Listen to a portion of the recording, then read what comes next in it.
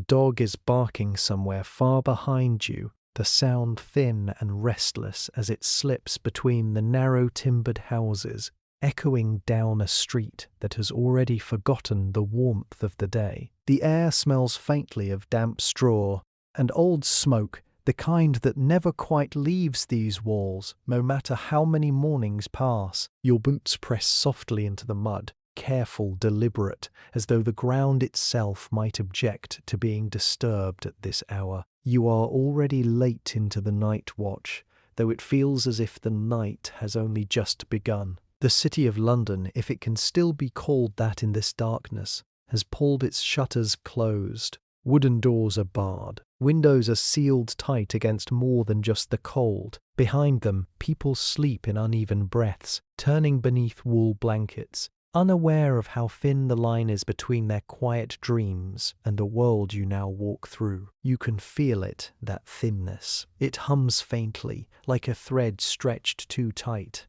Go ahead and adjust your pillow. You are going to want to be comfortable for this part. Pull the blanket a little closer if you need to. The night we are walking into is long, and it does not hurry for anyone. The lantern in your hand sways gently with each step, its small flame bowing and straightening, as though it is breathing with you. It is not a strong light. It does not chase the darkness away. It only softens it, just enough to show you the edges of things, a leaning wall, a broken cartwheel, the glint of something metallic half buried in the mud.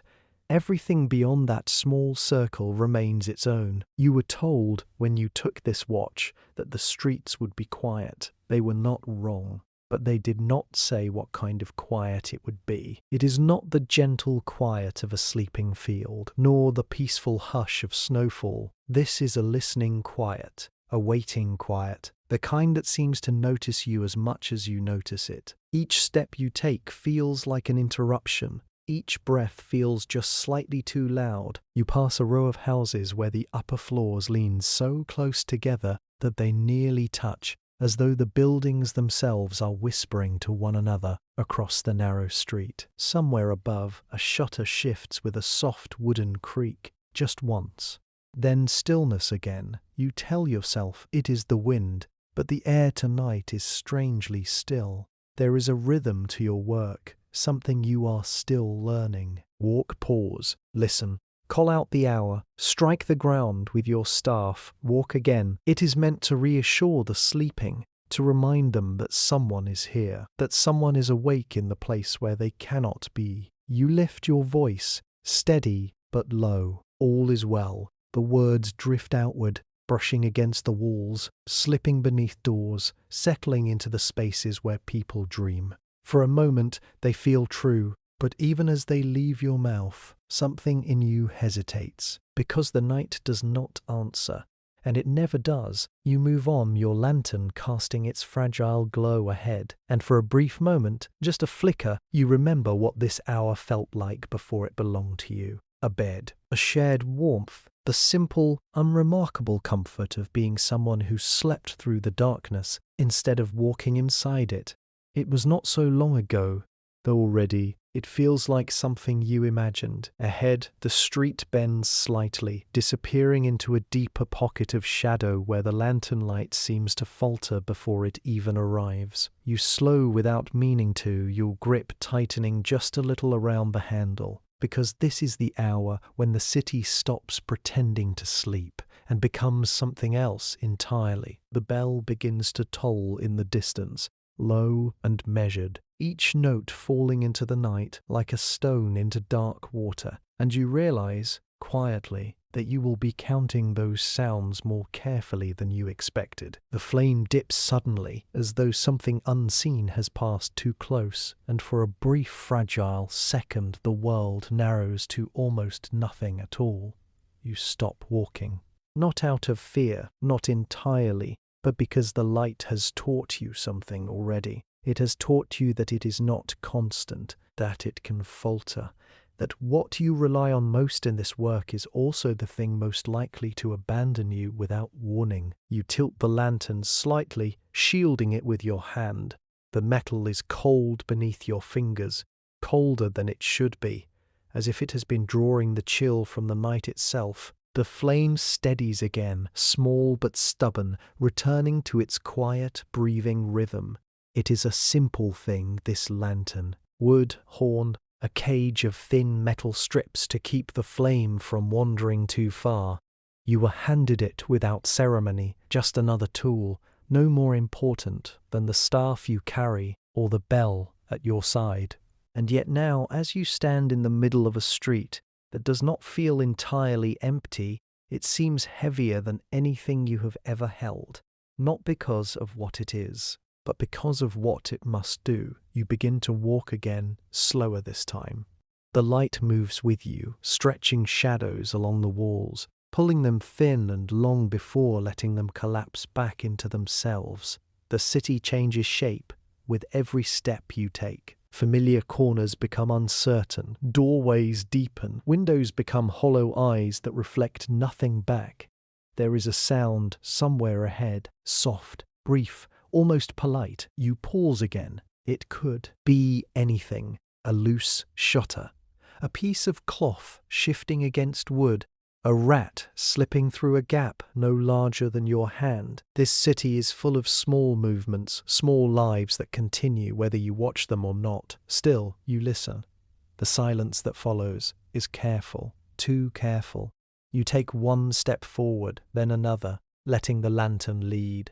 The circle of light reaches ahead of you, touching the ground, climbing slowly up the base of a wall, revealing the worn grain of wood and the faint outline of old nails rusted into place. Nothing moves, and yet the feeling does not leave. You exhale quietly, not realizing you had been holding your breath. The air leaves your chest in a slow stream, visible for just a moment in the cold before it disappears completely. There is a peculiar loneliness in this work, not the loud kind, not the kind that demands attention. It is softer than that, a quiet separation. You walk through the same streets as everyone else, past the same doors, breathe the same air, and yet you do not belong to the same world anymore. They sleep. You remain. For a moment, you find yourself thinking of a room you once knew, a low ceiling, the faint smell of bread cooling on a wooden table. Someone, you cannot quite see their face now, setting aside a cup, saving it for you without saying why. A small kindness, so ordinary it would have been forgotten by morning. You wonder if that cup still exists, if anyone remembers to set it aside.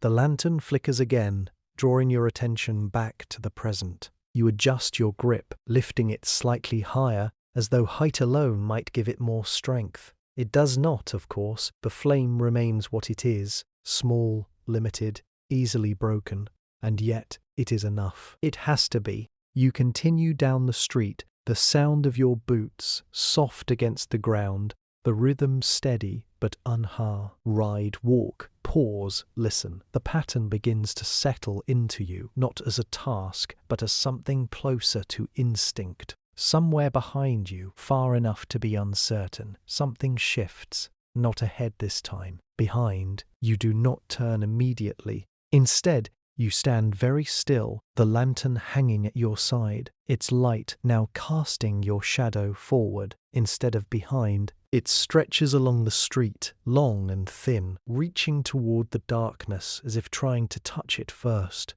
The night holds its breath. The night holds its breath, and in that stillness you begin to understand something you were not told when you took this watch. The lantern does not only show you the world, it shows the world where you are. You turn slowly now, the light following your movement in a careful arc, and whatever was there, if anything was there at all, is already gone. Or perhaps it was never meant to be seen. It begins as something so small you almost mistake it for your own rhythm returning to you from the walls. A second set of steps, faint, measured, not hurried, not careless, but present in a way that settles quietly beneath your skin before your thoughts can fully reach it. You continue walking at first, letting your pace remain unchanged, as though the night itself has not shifted. Your lantern sways gently, its glow brushing across timber and stone. revealing nothing that should not be there, but the sound remains. One step behind your own, then another. You slow, just slightly. The second rhythm slows with you. A pause stretches between your breaths, thin and delicate, and in that pause you begin to feel it more clearly. Not just the sound, but the presence of it, as if the darkness itself has chosen to move in time with you. Careful not to startle, careful not to reveal too much at once. You stop, the footsteps stop. The silence that follows is not empty. It is full of something. That listens as closely as you do now, something that understands the shape of hesitation. Take one slow breath. Let it settle deep and even, because the night is listening just as carefully as you are. There is no need to hurry. There is nowhere else you need to be. You turn your head slightly, not enough to expose your full attention, just enough to let the lantern cast its edge behind you. The light spills across the ground in a narrow arc, catching the uneven surface of the street, the shallow grooves worn by wheels and time. There is no one there, only your own shadow, bending and stretching as the flame trembles. You wait. Nothing. And yet, the feeling does not leave. You begin walking again, slower now, each step placed with intention. The sound returns, softer this time, as though it has learned something from your awareness. It keeps its distance. It does not rush to catch you. It does not fall away. It simply follows. You tell yourself, quietly, that this is a city of echoes, that wood and stone carry sound in strange ways, that what you hear is nothing more than your own presence folding back upon itself. It is a reasonable thought, a comforting one, and it does not hold, because there is a moment, brief, unmistakable, when your foot does not move, and the other sound does. Just once, a single step taken out of time with you. Your grip tightens around the lantern handle, the metal pressing cold into your palm. You lift it higher, turning more fully now, allowing the light to reach farther into the space behind you. The flame flickers with the motion, stretching shadows into uncertain shapes that shift and settle too slowly to trust. Still nothing. A doorway stands slightly ajar to your left, its dark interior swallowing the light before it can fully enter. You do not remember it being open when you passed before. Perhaps it always was. Perhaps you simply did not notice. The city has a way of rearranging itself when you are not looking directly at it. Who walks? You call, your voice low but steady, the words practiced. Meant to carry without breaking, they drift outward, touching wood and stone, slipping into the cracks where silence gathers. No answer comes, but somewhere, not far, not close, something shifts again, softer than before, as though whatever shares this street with you has chosen not to speak, but not to leave. You stand there for a long moment, listening to the quiet, feeling its edges press gently against your awareness. It would be easier, perhaps, to move on without turning again, to let the night keep its secrets and carry your duty forward without question. Many do, you suspect, but you do not tonight. You take a step toward the open doorway, the lantern lifting with you, its small circle of light pushing carefully into the dark space beyond. The wood creaks faintly as it moves, just enough to remind you that it is real, that something here exists beyond your imagining. The footsteps do not follow, not this time, and somehow that feels worse. The door does not move when you press it. It should. Even the heaviest wood, swollen with dampened age, gives a little under the weight of a hand. It creaks, resists, complains in the quiet language of things that have stood too long. But this one remains still, as though something on the other side has decided with quiet certainty that it will not be opened tonight. Your fingers linger against its surface. The grain is rough, worn smooth in places by years of passing hands, and splintered in others where time has not been so gentle. You can feel the history of it, without knowing any of its stories. 1,000 small touches, none remembered, all still there. Behind it, Nothing. No movement. No breath. No shift of floorboards. And yet you cannot shake the feeling that the silence is being held in place. You step back slowly, the lantern light, tea falling away from the door, as though reluctant to leave it entirely. The narrow street stretches around you once more, familiar in shape, unfamiliar in presence. The houses lean inward, their upper floors almost touching, as if sharing secrets across the darkness. You tell yourself, quietly, that people bar their doors tightly at night for good reason. You know those reasons. Fire, thieves, drunken wanderers who forget where they belong. The city has never been gentle after sunset. It asks its people to protect what little they have, to hold it close, to trust no sound that comes too late in the night. Still, there are doors that close out of safety, and there are doors that close for other reasons. You begin to walk again, your steps slower now, your attention lingering longer on each house you pass. A shutter that does not quite sit right in its frame, a window covered too carefully with cloth from the inside, a threshold swept clean, while the rest of the street gathers its usual dust. Small things, unremarkable things, but in the quiet of your watch they gather meaning. There is a house ahead you have passed before, though you cannot remember when. Something about it settles uneasily in your memory, like a name you almost recognize but cannot place. Its door is closed, as all doors are, but not in the same way. The wood looks newer than its neighbors, less worn, less willing to reveal its age. You slow as you approach. The lantern lifts slightly, its glow brushing against the surface, tracing the edges of iron hinges that have not yet learned to rust. There is no mark above the door, no sign of trade, no small indication of who might live within. Just wood, just silence. And then, as you stand there, considering nothing and everything at once, you hear it, a sound from inside, so faint you almost miss it. Not a voice, not a cry, nothing so clear, just a shift, like something being set down very carefully, or lifted, or hidden. You do not knock. It is not your place to knock. Your duty is to walk, to watch, to call the hour into the night, and let the city believe it is being held together by your presence alone. To knock would be to step beyond that quiet boundary, to ask a question you may not want answered. Still, you remain where you are, for a moment longer than necessary, for a moment longer than is comfortable. There is a thought that comes to you then, uninvited and impossible to prove, that whatever is happening behind that door has been happening for some time now.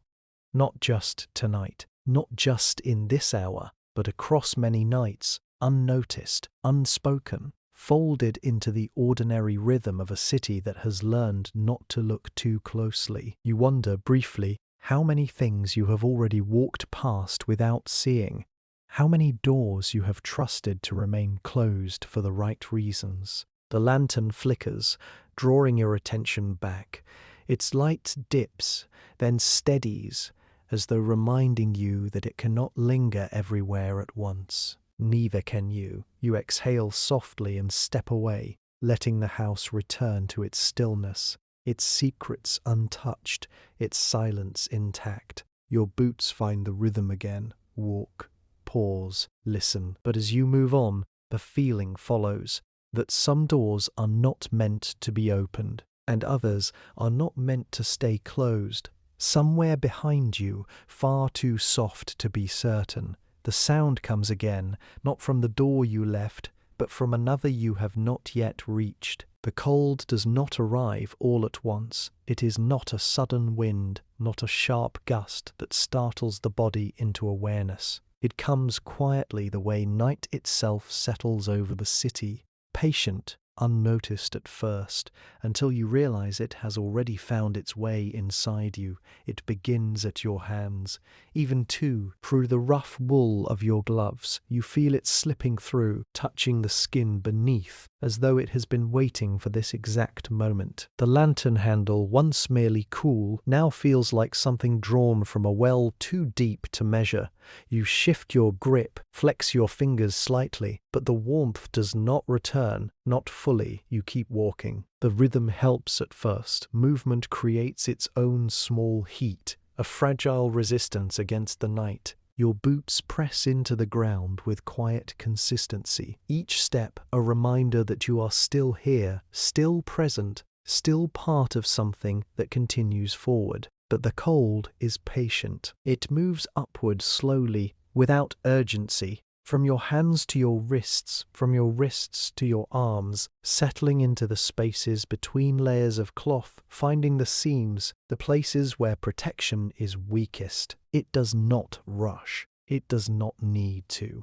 Time belongs to it. You draw your cloak closer around your body, the heavy fabric shifting with a soft, familiar weight. It helps in the way that small things often do, not by stopping the cold, but by making it easier to bear. The wool carries a faint scent of smoke and something older, something that reminds you of rooms filled with quiet voices and low burning fires. For a moment, you close your eyes as you walk, just for a moment, and in that brief darkness, you remember warmth, a bench near a hearth, the low crackle of wood giving way to flame, someone sitting across from you, not speaking, not needing to, a shared silence that felt full rather than empty. You cannot recall their face clearly now, only the shape of their presence, the way it made the room feel smaller, safer, complete. It is a small memory, and it lingers longer than it should.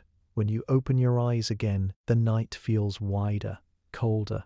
The street stretches ahead, unchanged, and yet how more distant, as though each step carries you farther from something you cannot return to.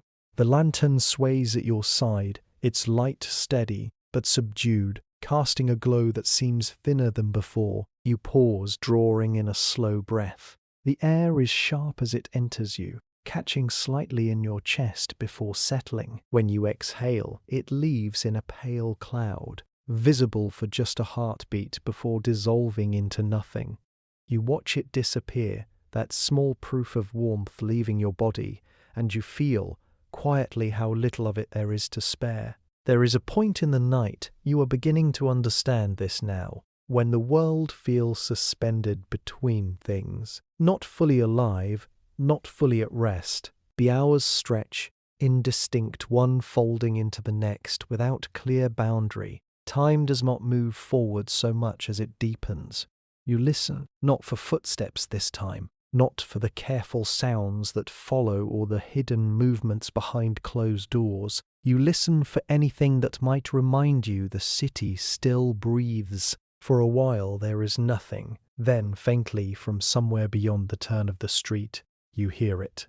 A soft cough, quickly stifled, as though the person who made it regrets the sound the moment it exists. It is followed by silence, but not the same silence as before. This one feels human. You find yourself holding on to it. That small, imperfect sound, it should mean very little. And yet, in the depth of this cold, it means more than you expect. You begin to walk again, your steps slower now, your body heavier, as though the night has settled into your bones as well as around them. The lantern dips slightly with each movement, its flame bending but not breaking, a quiet act of endurance. You wonder briefly how many nights like this a person can walk before the cold stops feeling like something outside them, before it become is something they carry. The thought lingers only a moment, because ahead the street narrows again, and in that narrowing the darkness seems to gather more thickly, as though waiting for you to enter it. And you do. You hear him before you see him, not footsteps at first, but the soft, uneven scrape of something being dragged lightly across the ground, followed by a pause, then another quiet movement. It is not the careful rhythm of someone trying to hide, nor the steady pace of someone with purpose. It is slower than that, warier. You lift the lantern slightly, letting its glow reach farther ahead, and there, just at the edge of its trembling light, a figure begins to take shape. He does not startle when the light finds him. He simply stops. For a moment, neither of you moves. The street holds its breath again, but not in the same way it did before. This stillness is softer, less guarded.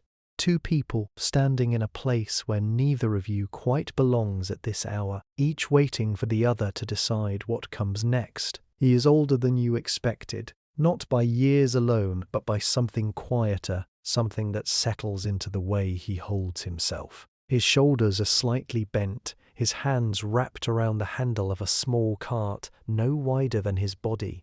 A cloth covers whatever rests inside it, drawn tight against the cold. You notice, without meaning to, that he keeps his hands bare.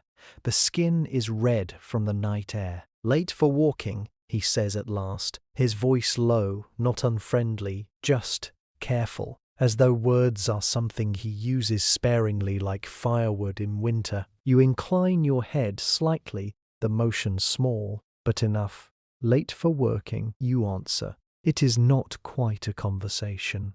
Not yet. Just an acknowledgement, a crossing of paths made visible by the thin light between you. He steps forward then, slowly, pulling the cart with a quiet effort. The wheels do not roll smoothly. They catch now and then on the uneven ground, producing that soft, scraping sound you heard before. As he draws closer, the lantern light reveals more of him, the worn edges of his coat, the way the fabric has been mended and mended again, the careful knots of thread holding it together. There is no fear in his face, only tiredness, and something else, something that feels almost like recognition, though you are certain you have never seen him before. "Cold tonight," he says, not as a complaint, but as a fact shared between equals. You nod once. It finds its way in. He lets out a breath that might almost be a laugh, though it never fully becomes one. "Aye," he murmurs. It does that. For a moment you stand there together, the two of you and the small circle of light holding the darkness just far enough away to allow this quiet exchange. The city around you remains closed, distant, but here, in this narrow space, something shifts. He reaches into the cart then, moving the cloth aside just enough to slip his hand beneath it. There is a pause, a small rustle, and then he draws something out. A piece of bread, rough, uneven, likely baked hours ago, perhaps longer. He holds it for a second as though considering it, then extends it towards you without ceremony. You hesitate, not because you do not understand the gesture, but because you do. It is not an offering made lightly. "Take it," he says, his voice quieter now, nights long. Longer than most think. You accept it, your gloved hand brushing briefly against his bare fingers. They are colder than yours, colder than they should be. "Thank you," you say. "Tea," he words, feeling both too small and exactly enough. He nods once, already pulling the cloth back over the cart, as though the moment has passed the instant it was given. There is no need to linger, no expectation of return. The kindness exists on its own, complete in its briefness. You want to ask him something then. Where he is going, what he carries, why he walks these streets at this hour, when most would not dare. But the questions settle and fade before they reach your lips. Some things are not meant to be asked. Some things are not meant to be asked. He begins to move again, the cart following with its soft, uneven rhythm. As he passes you, the lantern light shifts, catching the side of his face for just a moment, enough to see that he is not as old as he first seemed, just worn. You turn slightly to watch him go, the circle of light stretching after him before letting him slip back into the darkness beyond its reach. The sound of the cart lingers for a while, then fades, leaving the street as it was before, and yet not quite the same. You look down at the bread in your hand. It is still warm, not fresh, not newly baked, but warm enough to suggest it has not been forgotten, not entirely. You hold it there for a moment longer than necessary. Then you continue walking, and though the night remains cold, something within it, or within you, feels just slightly less so. The bread is still in your hand when the street begins to change, not in any way you could point to, not in a manner that would stand out in daylight, but in the quiet language the night has been teaching you to understand. The spaces between the houses feel tighter here. The air carries something faint and unfamiliar beneath the usual scents of damp wood and smoke, something metallic, almost hidden, like a memory that refuses to settle. You slow your steps without deciding to. The lantern dips slightly, its glow brushy, edgy against the walls as though searching for something it cannot name. There are no voices here, not even the small restless sounds that drift from sleep, no shifting beneath blankets, no murmured dreams pressing softly through the cracks of doors. The silence is deeper than that, more deliberate. You take another step, then another, and then you see it. At first, it is nothing more than a darker shape against the ground, a place where the lantern light seems to hesitate before touching. You would have passed it, perhaps, on another night, when your eyes had not yet learned to notice the things that do not wish to be seen.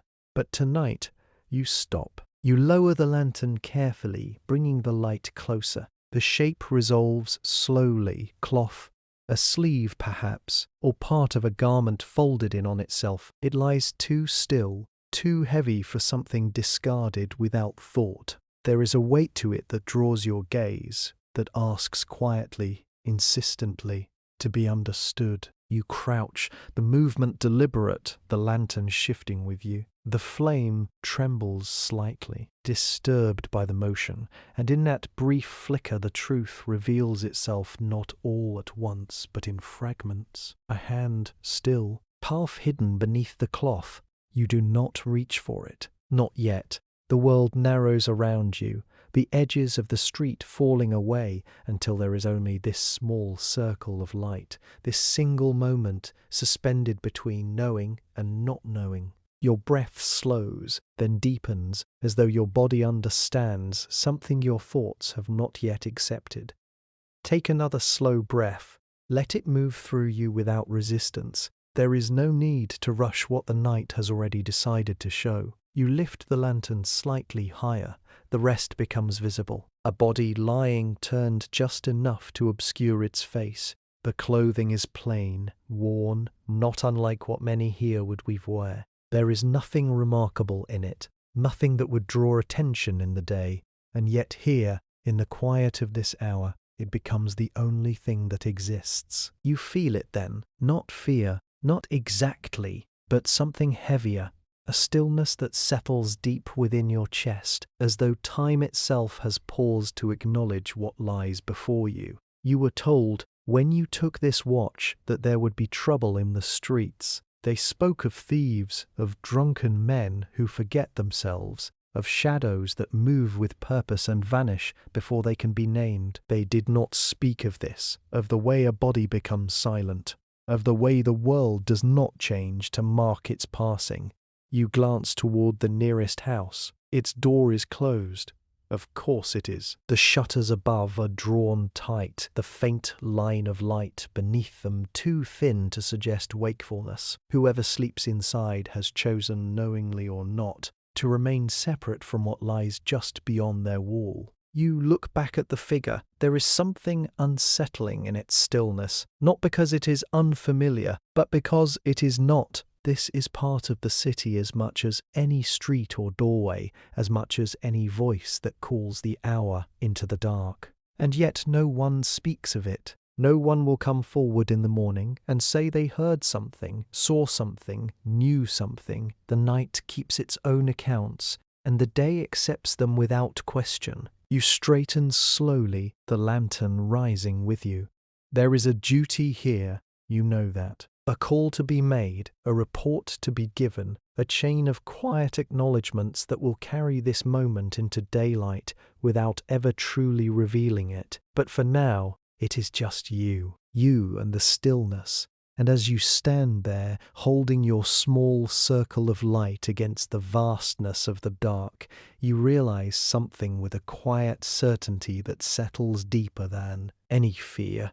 This is not the first time this has happened on this street, and it will not be the last. Somewhere behind you, far enough to be almost imagined, a door closes, not loudly, not hurriedly, but with a care that feels far too deliberate to be innocent. You do not remember deciding to move, but your feet carry you forward all the same, away from the stillness behind you, away from the shape that now belongs more to the night than to any living world. The lantern swings slightly as you walk, its light unsteady for a moment before finding its rhythm again, as though even it needed time to recover from what it has seen. The street opens a little ahead, widening just enough to let the darkness breathe differently. You welcome it without quite knowing why. And then the bell rings, once, low, measured, familiar. You pause, your body recognizing the sound before your thoughts can catch up. The bell is part of your work, part of the steady rhythm that holds the night together. It marks the passing hours, gives shape to time when all else feels suspended. But something about this note is wrong, not in its sound, in its timing. You listen, waiting for the second toll to follow. It does, but too soon. The space between the first and second strike feels shorter than it should be, as though the night itself has miscounted. You glance instinctively toward the direction of the church. Though you cannot see it from here, its tower hidden behind the close press of buildings. Still, you know where it stands. You have always known. The third toll comes, and with it, a quiet unease begins to settle into your chest. Not sharp or sudden, but deep and certain. The bell is not simply marking the hour. It is reaching. The sound carries farther than it should, slipping through the streets with an unusual clarity, as though the air has chosen to hold it rather than let it fade. It touches the walls, the doors, the shuttered windows, and for a moment you imagine, or perhaps feel, that the city is listening in a way it does not usually listen. You take a slow breath. The bread is still in your hand. You had forgotten it. Your fingers tighten slightly around it. Now, as though holding on to something real might steady the quiet shift that is taking place around you. The warmth has faded, but it remains solid, present, something that belongs to the world you understand. The fourth toll does not come. Instead, there is a pause, longer than it should be, long enough for the rhythm to break entirely. You wait, your head tilted just slightly, listening for the continuation, for the pattern to return, and reassure you that this is nothing more than a simple mistake, a miscount, a human error that will correct itself in the next breath. But the silence holds, and in that silence something else emerges, a movement somewhere not far from where you stand. Not the careful steps that followed you before, not the soft, hidden sounds behind closed doors. This is different, more certain, more aware. You turn slowly, the lantern lifting with you, its light casting a wider arc than before. The flame flickers, reacting to the shift, stretching shadows along the ground in long, uncertain lines. There, at the far edge of the street, a figure, standing where the darkness deepens between two buildings, just beyond where your lantern can fully reach. It does not move. It does not step forward or back. It simply exists there, held in that narrow space between light and shadow, watching. You cannot see its face. You cannot even be sure of its shape, not completely. The edges seem to shift slightly, as though the night itself is uncertain how to hold it. And yet there is no mistaking the presence. It is not trying to hide. The bell all rings again. A single, solitary toll, not part of any hour you know. The sound passes through you more than around you, settling somewhere deep and quiet, as though it has chosen a place to remain. The figure does not react. It does not turn or startle or acknowledge the sound in any visible way. It simply continues to stand there. And in that moment you understand something that had only been forming before. This night is not unfolding as it should. The patterns you were taught, the rhythm of steps, the certainty of time, the clear division between what is seen and unseen, have begun to loosen, to shift into something less certain, less reliable. You take one step forward, the figure does not move. You take another, the lantern light stretches, reaching, trying to close the distance between you and whatever stands there waiting in the dark. For a brief moment, you think you see the outline of a hand resting loosely at its side, still, unhurried, as though it has nowhere else to be. And then, without warning, it is gone, not stepping back, not turning away. Gone. The space it occupied collapses into ordinary darkness, leaving nothing behind but the faint impression that something had been there at all. You stop, the motion catching in your body before it can carry you further. The bell does not ring again. The night settles, but not in the same way as before. You stand there for a long moment, the lantern trembling ever so slightly in your grasp, and you realize with a quiet certainty that feels heavier than anything you have carried so far that whatever was watching you was not surprised to see you. The air is thicker here, not the cold you felt earlier, not the small intrusion of night against your fingers and cheeks, but a weight that seems drawn from the street itself. Each stone, each uneven plank of timber underfoot has abs, orbited something of every foot that ever passed this way. Even before you arrived, the path remembered. Your boots fall lightly against it, each step a soft press into memory. The sound seems almost louder here, as if the cobbles themselves whisper with faint echoes of lives long gone. Horses, carts, hurried feet, shouts, laughter, arguments, all mingled, all layered, lingering in a quiet hum beneath the surface of the present night. You breathe slowly, aware of the rhythm of your own passage, aware of the way the lantern light stretches along the walls, touching every corner but never fully illuminating the secrets embedded in their wood and brick. A shutter half opened swings just slightly, catching the faint draft, and you see the faintest trace of an eye, blinking once, disappearing. The city is alive with invisible witnesses. Take a breath, let it fill you completely. You are part of this now. The street does not mind. It has held others before, and it will hold you as well. The feeling of memory pressing around you is almost physical. You trace it without realizing, fingertips brushing the worn edge of a war, the lantern's glow grazing the grooves of centuries-old wood. You can sense where the cart tracks once ran, where a child stumbled, where someone laid down to rest for a moment too long before the city demanded movement again. Each detail is tiny, almost imperceptible, yet it pulses in your chest, steady and insistent. The night seems longer here, deeper. You pause, adjusting the lantern just slightly, and the light falls across a narrow doorway. The wood is scored and chipped, small marks that might once have been accidents or anger or love, or perhaps all three. You notice a name etched faintly into the frame, long since forgotten by anyone who could speak it aloud, and feel the weight of the lives that brushed past this very spot, leaving behind what could not be carried forward. Somewhere above you a shutter shifts, just enough to make a sound that seems like caution, like someone remembering the careful rules of the street. Not a threat, not a warning, just a small acknowledgement that you are being seen in the way a place might see, rather than a person. You continue forward slowly. The memory of the street follows your steps, tugging gently at your awareness, showing you hints of things that happened here but never stayed in books, never reached anyone but the pavement, the walls, the cobbles themselves. A footfall, a pause, a glance through a narrow window, a hand set briefly against the door, all of it preserved here, all of it quiet and unnoticed, until you arrived tonight. The lantern trembles slightly in your hand, its light wavering. You wonder briefly how much of the night belongs to you, and how much it belongs only to the street. You think of the figure from earlier, the one that vanished without a sound.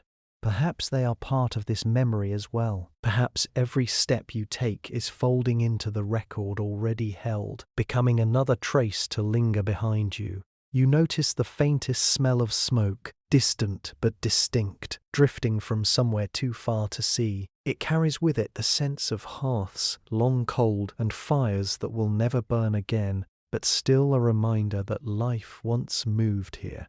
The night presses it close, folding warmth into the cold, brief, and fleeting. And as you walk slowly, the realization settles softly against your chest. The street remembers everything, every step, every sound, every small kindness, every unnoticed misdeed. And now, so do you. Ahead, the lantern light catches a curve in the path, and the street continues beyond your vision.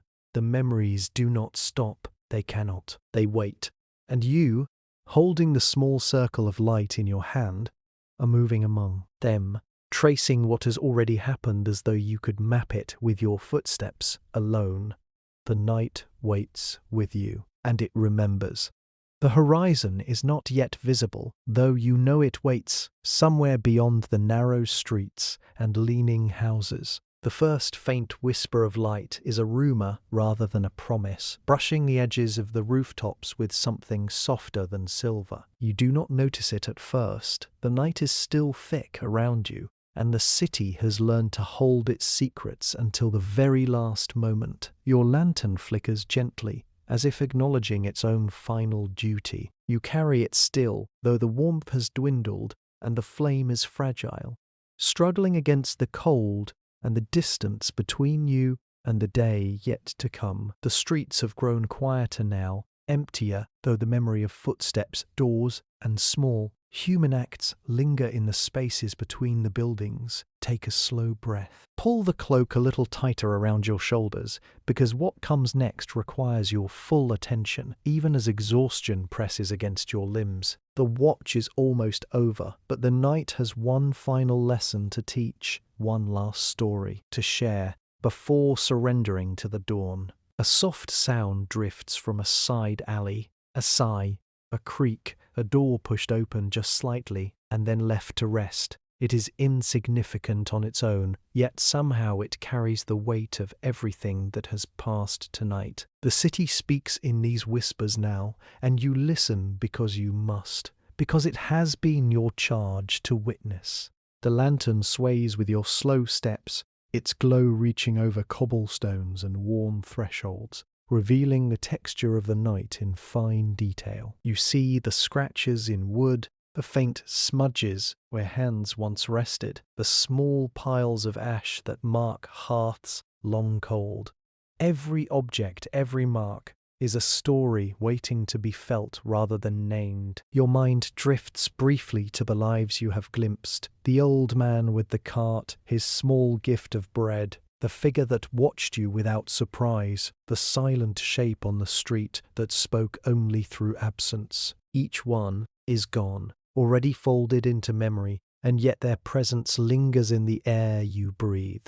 A reminder that the night is alive in ways the day cannot fully comprehend. The wind shifts slightly, brushing against your neck and carrying with it a faint hint of smoke, wood, and cold stone. You take another breath, letting it fill your lungs slowly, fully. The city exhales with you, a quiet sigh that travels through narrow alleys and empty doorways, joining the final moments of the night into one seamless, unbroken thread. Your steps slow, almost imperceptibly. The watch is ending, but the feeling of having carried it, of having moved through streets filled with unseen eyes, echoes in your chest. Time has stretched and contracted here, leaving a weight that is neither heavy nor light, only full, complete in its own quiet way. The lantern dips one last time, catching the curve of a doorstep, the line of a shutter,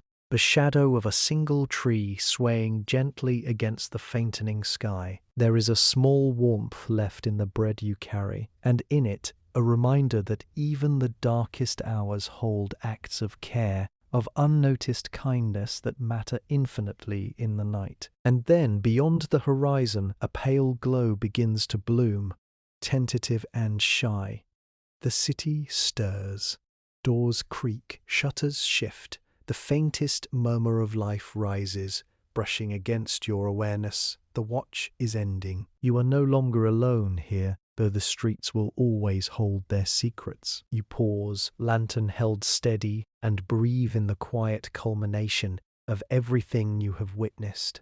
The darkness has been complete, the silence has been full, and now the day waits. Just beyond the curve of the streets, soft as a whispered promise, you take a final step forward, and the night lets you go, and for a moment, you carry it all with you. The cold, the silence, the unseen footsteps, the acts of small kindness, folded quietly into the memory of the last hour before the dawn.